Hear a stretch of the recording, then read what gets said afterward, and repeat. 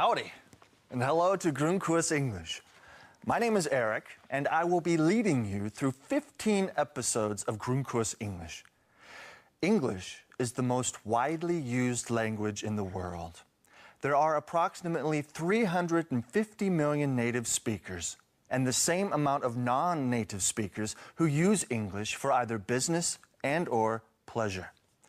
Ich werde mir Mühe geben, auch Deutsch zu sprechen. Aber mein Englisch ist besser. But first, let me give you a short summary of what to expect. Wir wollen Ihnen in jeder Folge ein Häppchen englischer Literatur vorstellen. Wie heißt es so schön? Ohne Anfang, kein Ende. Deshalb bieten wir Ihnen Ausschnitte ausgewählter Autoren an. Hören und schauen Sie einfach zu und genießen Sie die Sprache. Es ist nicht schlimm, wenn Sie nicht alles verstehen. Wir hoffen einfach, dass Sie bei dem einen oder anderen Buch Appetit auf den Rest bekommen. In Ländern wie Großbritannien, den USA, in Neuseeland, Kanada, Australien, aber auch in Indien, Pakistan, Südafrika, Nigeria und in fast 100 weiteren Ländern wird Englisch gesprochen. It's an English world. Deshalb wollen wir Ihnen nicht nur die Sprache, sondern auch ein wenig Land und Leute der englischen Welt vorstellen. Alles über Kanada, die United States of America, den kleinsten Kontinent der Welt, Australien, und dessen südlichen Nachbarn Neuseeland. Das und mehr in den kommenden 15 Folgen. Außerdem haben wir in jeder Folge diese Herren. Der Cowboy kommt zur Hilfe, wenn sich Germans in der englischen Sprache verstricken. In Boston gehen wir mit einem Bayern den Feinheiten der Aussprache im Englischen auf den Grund in der Rubrik Say It Again, Sam. Deckten Humphrey Bogart und Sherlock Holmes die Unterschiede zwischen amerikanischem Englisch und britischem Englisch auf. Somehow, it reminds me a bit of the US television series The Twilight Zone. Remember that old TV show from the 60s? Anyway, the Language Zone concludes our fun-filled activities and will summarize each episode for you. And last but not least, we will talk about grammar. Well, not we as in you and me, but with my lovely colleague, Carolyn. So please, let me introduce to you our charming host with the most knowledge of English grammar, Carolyn. Hi Eric, Hello, Carolyn. Vielen Dank für diese enthusiastische Begrüßung. Und ja, ich werde versuchen, Ihnen die englische Grammatik näher zu bringen. Und Eric hier hat sich völlig selbstlos in die verschiedensten Situationen gebracht, um uns mit Beispielen auszustatten. Ich bin sicher, das war wirklich furchtbar anstrengend. Besonders das hier sieht wirklich grausam aus. Well, Caroline, es war fürchterlich. Aber wir sollten ja mal loslegen, und zwar mit unserem ersten literaturischen Appetitanreger. We start with Kathleen Mansfield. She was born in New Zealand and later lived in England. In ihrer Kurzgeschichte The Garden Party, aus der wir gleich einen Ausschnitt hören, plant die High-Class-Familie Sheridan ein Gartenfest. Tochter Laura soll die Organisation übernehmen. Das Festzelt, The Marquee, wird angeliefert und Laura begegnet einfachen Leuten aus der Working Class. And we don't bite either. I promise. I invite you to join my garden party. Es ist so einfach. Sie können es auch. Und aus unserer kleinen Party wird Caroline auch noch ein paar Grammatikweisheiten ableiten. Oder, Caroline? Ja, absolut, Eric. Die Personalpronomen sind heute unser Grammatikthema. Ein Pronomen, wie das Wort Pronomen, also Fürwort, schon sagt, steht für ein Nomen, English Noun, also für ein Hauptwort. Das sind dann Wörter wie me, you, they oder auch mine. Achten Sie auf diese Wörter im folgenden Film und vor allem, wie sie verwendet werden. Hey, Fred. Hello, Eric. Welcome. Thanks for the invitation. Pleasure. Who's the lovely lady on your side? Oh, I'm sorry. This is my girlfriend, Julia. We've been together for now... 3 months. 3 months? She just got back into town last evening from business. So please excuse her if she falls asleep on the dinner table. You have a lovely place here. Thank you. Are you from America too? No, I'm from England. I'm not a Yankee. Come on in. Fred, who are these people here? Have I met them yet? No, you haven't, Eric. They are my family. You haven't met my family. They are spread out all over various parts of the United Kingdom. He's my brother, Kirk. He lives in Kent. The other brother is Mark, who lives in Plymouth. Okay. The two ladies are my sisters, Diane and Cheryl. Diane lives near my parents in Yorkshire, and Cheryl lives in London. We all meet once a year, either in Yorkshire or in London. Cool. Your family's quite big. So, let me see. Who is that? He's my brother Mark, who lives in Plymouth. Okay, and she is your sister, and she lives in London, right? Yes. She has a husband whose father was a duke until he died of paranoia. They found him dead in a cave. Story goes he was killed by a dragon, but I think he got drunk, fell down, and stabbed himself with his own knife. He was off his rocker, crazy. That is crazy, man. This will get even more confusing if we keep on asking questions about the family. What kind of tree is that? Oh, that's a wamba wamba tree. Let me tell you, needs a lot of sun to keep it green. I'm thinking of giving it to the zoo. Good idea. Auch wenn ich jetzt nur zu gerne klären würde, was um Himmels Willen ein Wamba-Wamba-Baum ist, wir schauen uns jetzt mal die Personalpronomen genauer an. Der gute Fred erklärt uns ja ausführlichst seine Familienstruktur. He's my brother Kirk. Kirk lives in Kent. She lives near my parents in Yorkshire, and she lives in London. We all meet once a year, either in Yorkshire or in London. Wie gesagt, Pronomen sind Wörter, die für Hauptwörter eingesetzt werden. Nochmal hier zum Mitlesen.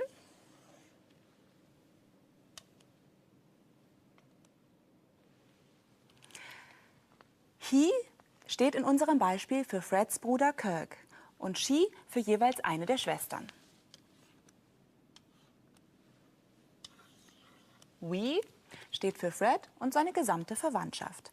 Diese 4 Wörter werden als Subjekt, also als Satzgegenstand verwendet. Sie beantworten also Fragen wie: Wer lebt in Kent? He lives in Kent. Es sind sogenannte Subjektspronomen. Die haben wir hier noch einmal in einer Übersicht für Sie. I, you, he, she, it und so weiter. Es gibt dann auch noch Objektspronomen. Also Pronomen, die als Objekt im Satz stehen. Das sind me, you, him und so weiter. Die entsprechen den deutschen Pronomen mich, dich, ihn, also Akkusativ, und mir, dir, ihm, Dativ. Hier ist ein Beispiel für die nächste Gruppe von Pronomen. So. Her father is a duke. Her father, das her ist ein possessives, also besitzanzeigendes Adjektiv. Ihr Vater. Diese Adjektive können nicht allein stehen. Sie brauchen immer ein Substantiv. In unserem Fall ist das Father. Hier sind die anderen. My, your, his, her, its und so weiter. Wie gesagt, diese Adjektive können nicht alleine stehen. Es gibt aber auch noch das Possessivpronomen. Das gibt an, wem etwas gehört oder zu wem es gehört. Das kann auch alleine stehen. Hier haben wir es. Mine, yours, his, hers, its. So, nun ist aber erst einmal genug mit Pronomen. Aber vom Barbecue noch lange nicht. Bevor Eric und seine Jungs richtig losgrillen, habe ich noch eine wichtige Botschaft aus dem Wilden Westen für Sie zum Thema Barbecuing.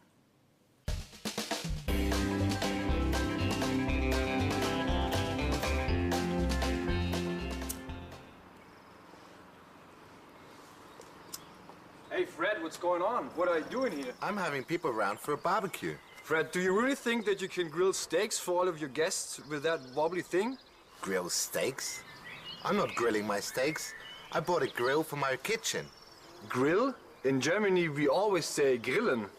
But now I think it's time to call a cowboy. Hey, cowboy. We have a problem to communicate. Can you please come to the rescue?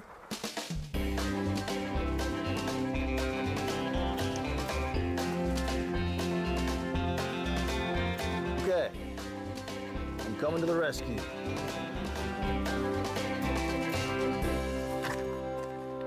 What seems to be the problem, partner? Ich versuche Fred zu erklären, dass die ganzen Steaks nicht auf diesem kleinen Grill grillen kann. Aber er versteht mich nicht. Kein Problem. Erstens, ein Grill im Englischen ist ein Gerät, mit dem man drinnen in der Küche arbeitet. To grill. Zweitens, draußen. Kohle, Feuer, Steaks. To barbecue. Drittens, wir grillen einfach nicht. Wir machen ein Barbecue. To have a barbecue. Thanks, cowboy. Now I understand the difference between a grill and a barbecue. My pleasure, partner. If you find yourself in a hole, the first thing you do is stop digging. The second thing you do is call a cowboy.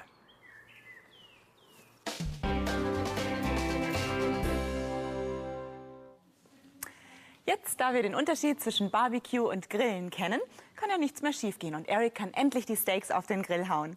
Sie dürfen dabei sein und achten Sie mal auf die Singular- und Pluralformen. Word Classes ist nämlich unser nächstes Thema. Die drei Herren vom Grill, bitte sehr.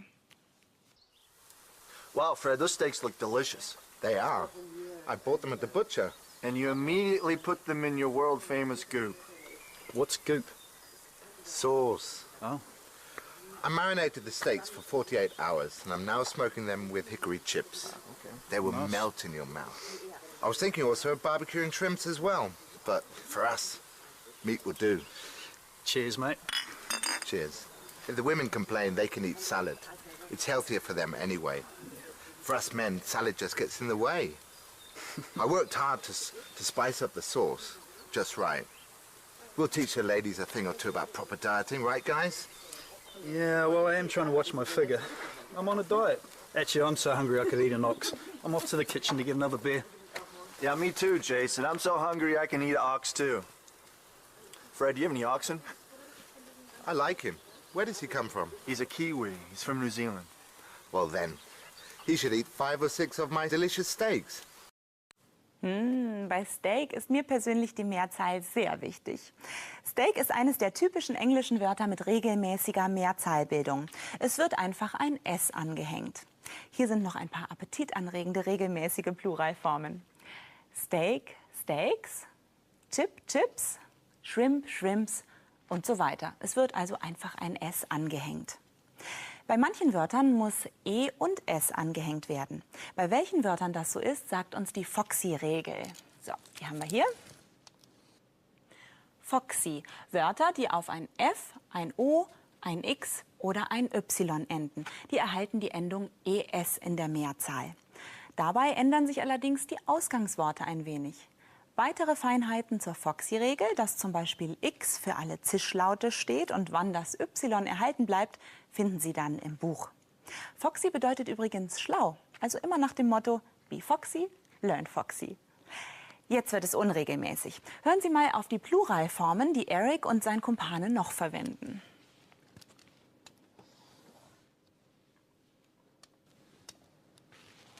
If the women complain, they can eat salad. For us men, salad just gets in the way. Fred, do you have any oxen? Sind Ihnen die unregelmäßigen Mehrzahlbildungen aufgefallen? Die drei wichtigsten und noch ein paar mehr sind diese hier. Die sollten Sie sich unbedingt merken, denn die werden Sie oft verwenden. Woman wird zu women, man zu men, child, children und so weiter. Es gibt noch ein paar mehr unregelmäßige Mehrzahlen, wie zum Beispiel foot, feet, oder Sheep, Sheep. Caroline. Excuse me, since you're speaking of sheep, guess how many sheep in New Zealand there really are? Eine Menge, schätze ich. There are more sheep than people in that country. Let's have a look. New Zealand lies on the other side of the globe to Europe. Situated southeast of Australia in the South Pacific, it comprises two main islands, the North Island and the South Island. There are more than 30 million sheep in New Zealand, some 8 times the number of people. The country is relatively thinly populated with an average of 16 inhabitants per square kilometre. On the North Island, mainly fertile hill country prevails. The region is characterised by active volcanoes and geysers. The South Island is dominated by the New Zealand Alps. The mountain chain stretches from the northeast to the southwest of the island. In the 18th century, the Briton, James Cook, was carrying out his expeditions in the Pacific Ocean. With his famous ship, the Endeavour, he reached New Zealand in 1769. Here he stumbled across the most breathtaking natural scenery. New Zealand belongs to the Commonwealth of Nations. To this day, the British Crown is head of state. Parliament, with its House of Representatives, resides in Wellington, the most southerly situated capital city in the world. The biggest city in the country is Auckland. Almost every third New Zealander lives here. The famous seaport with its futuristic Sky Tower is the most important trading centre in the country. The countless numbers of yachts and sailing boats have earned it the nickname City of Sails. Tourism is an important branch of the economy for New Zealand. The number of visitors keeps on rising year after year. The highly varied and at times untrodden landscape attracts people to it like a magnet. The Kiwis claim that they don't have an accent. Yeah, right. Well, there are a lot of different English accents. And even for native speakers, it is sometimes hard to understand another accent. Now it's time to meet a Bavarian in Boston who will stumble into misunderstandings triggered by pronunciation mistakes for the next 14 episodes. Enjoy.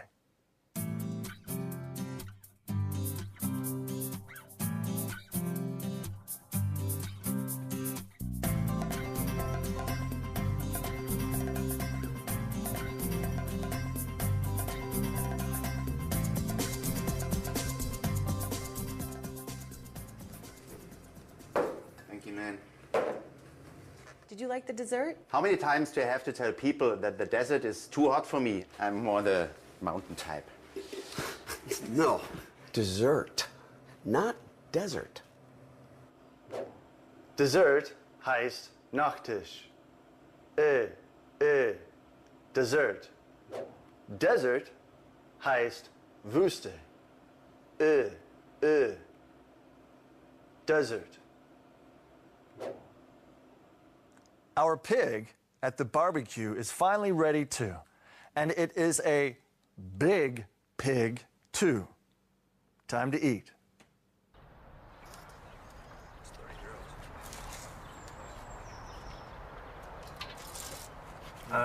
Who's got the salt? Oh, I do. Can you pass it, please? Certainly. Thanks. Oh, don't mention it. Claudia, aren't you hungry? Oh, yeah, I'm ravished. Then why are you only eating a salad? Oh, because I'm a vegetarian. But I guess I could say I'm so hungry, I could eat an iceberg salad. Sorry to interrupt the fun, guys, but whose car is parked out front in front of the fire hydrant? It's a black SUV.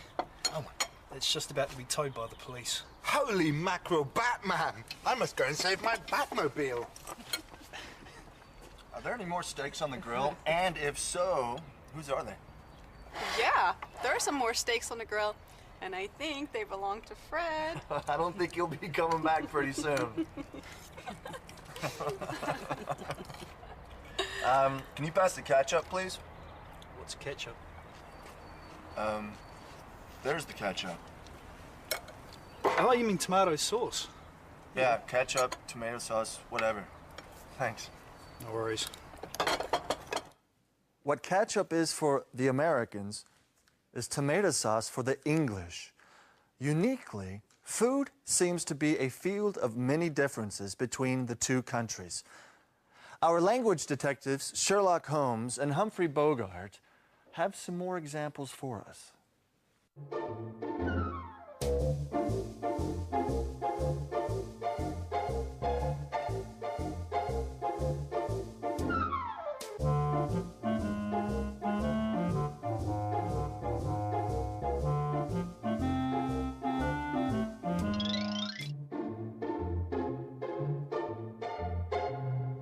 Bell pepper.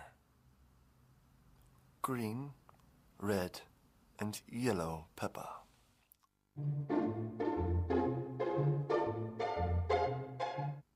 French fries.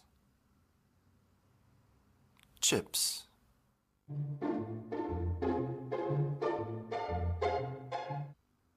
Chips. Crisps.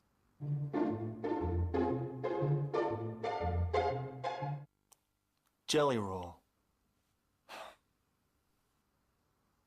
Swiss roll.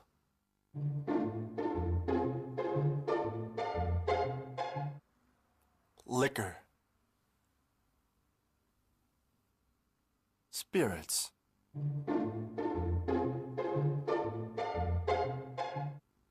Pitcher. Jug.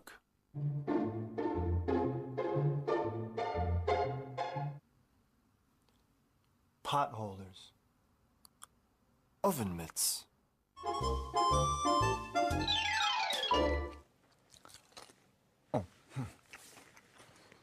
I am so glad I know that now. It is necessary. Just imagine I order chips and I get fries. But anyway, we have other important things to discuss which are also very necessary. It is about to be or not to be. We are talking about the verb to be. And as I know Caroline, she will do her best to help us catch the verb to be. Na klar, auf jeden Fall, Eric. Ich würde sagen, wir schauen uns einfach mal ein paar Formen von to be aus deinem Tischgespräch an. Aren't you hungry, Claudia? Yeah, I'm ravished. Then why are you only eating a salad? 'Cause I'm a vegetarian. Hier hatten wir jetzt die Formen aren't you, bist du nicht, und ich bin, I am oder eben kurz I'm. Wir schauen uns die restlichen Formen auch noch an. Die haben wir hier.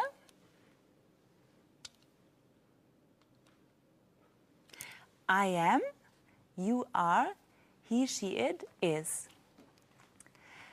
Die Pluralformen wir, we, ihr, you und sie, they werden mit are gebildet.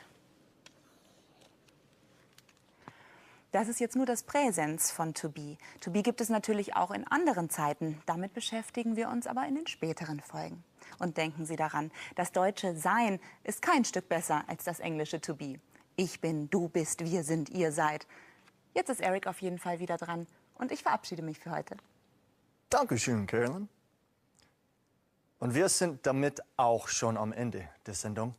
Hier kommt noch die Language Zone, unsere Zusammenfassung. You're talking in a different language, hoping everyone understands you.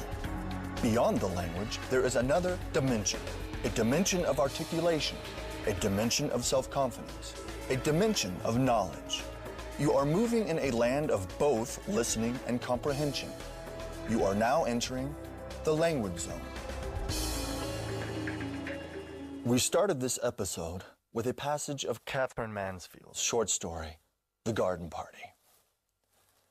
A story about a girl named Laura who wishes to cancel the planned garden party when she learns of the death of a working-class laborer who lives down the hill from her parents' home.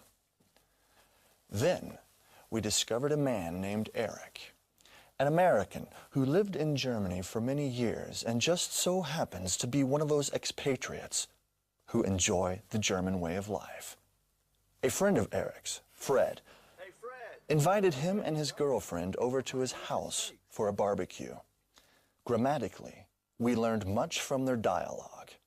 Various personal pronouns such as I, you, me, my, mine, and her. Word classes were also the topic of flavor. Singular, plural, and through the Foxy rule, we learned how to form the plural form. Be foxy, learn foxy. Last but not least, we learned how to be or not to be with the verb to be. We learned many aspects of New Zealand in our segment called Into the English World. The cowboy taught us that the German word grillen has many meanings in the English language. Grill, to barbecue, and to have a barbecue party. We were introduced to Humphrey Bogart and Sherlock Holmes, who opened our eyes to a world of English. Now we know that the Americans and British are separated by a common language. Our Bavarian in Boston is interrupting guests with his wise remarks. Through him, we learn the difference between desert and dessert. We made it. This is the end of episode 1 for Grundkurs English. Thank you so much for joining us. We have 14 more episodes to go, and I sure look forward to each and every one of them. I hope you are too. Good luck, and auf Wiedersehen.